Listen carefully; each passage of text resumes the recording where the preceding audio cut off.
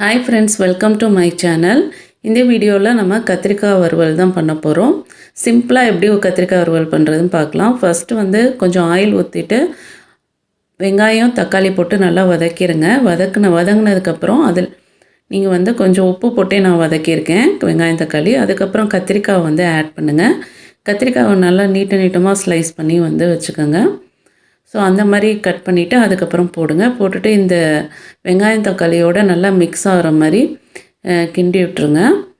Next நான் கொஞ்சம் அரை ஸ்பூன் மஞ்சத்தூள் ஆட் பண்ணுறேன். மஞ்சத்தூளை போட்டு அதுக்கப்புறம் எல்லாத்துலேயுமே மிக்ஸ் பண்ணுற மாதிரி மிக்ஸ் பண்ணிடுங்க. சால்ட் நான் ஆல்ரெடி ஆட் பண்ணியிருக்கேன். வெங்காயம் தக்காளி வதங்கும் போதே நான் சால்ட் ஆட் பண்ணிட்டேன். ஸோ நமக்கு தக்காளிலாம் நல்லாவே ஸ்மாஷ் ஆயிரும். ஃபஸ்ட்டே நம்ம சால்ட்டை ஆட் பண்ணிட்டோம்னா இந்த வீடியோ இந்த மாதிரி வீடியோ நீங்கள் தொடர்ந்து பார்க்கணும் அப்படின்னா இந்த சேனலை சப்ஸ்கிரைப் பண்ணிடுங்க அண்ட் லைக் அண்ட் ஷேர் பண்ணிடுங்க.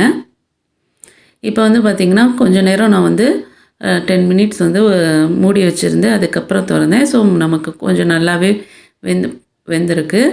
இப்போ நான் மிளகாத்தூள் ஆட் பண்ணியிருக்கிறேன். மிளகாத்தூள் 1 ஸ்பூன் ஆட் பண்ணியிருக்கேன்.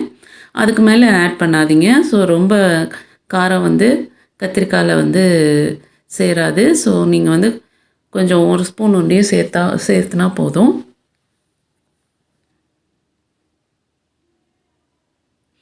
இப்போ அந்த மிளகாத்தூள் போட்டதுக்கப்புறம் நல்லா கத்திரிக்காயில் மிக்ஸ் ஆகிற மாதிரி நல்லா கிண்டி விட்டுருங்க. கிண்டி விட்டு கொஞ்சம் சிம்மிலே தான் நம்ம செய்யணும். ஸோ சிம்மிலே வச்சுருங்க. அதுக்கப்புறம் கொஞ்சம் தண்ணியை தெளிச்சிருங்க. தெளிச்சிட்டு அதுக்கப்புறம் அந்த தண்ணியிலே இந்த கத்திரிக்காய் பாயில் ஆயிரும். ரொம்பவும் தண்ணி ஆட் பண்ணிடக்கூடாது. மீடியமாக தான் ஒரு தண்ணி ஆட் பண்ணணும். ஒரு 1/2 கிளாஸ் ஆட் பண்ணலாம் வாட்டர்.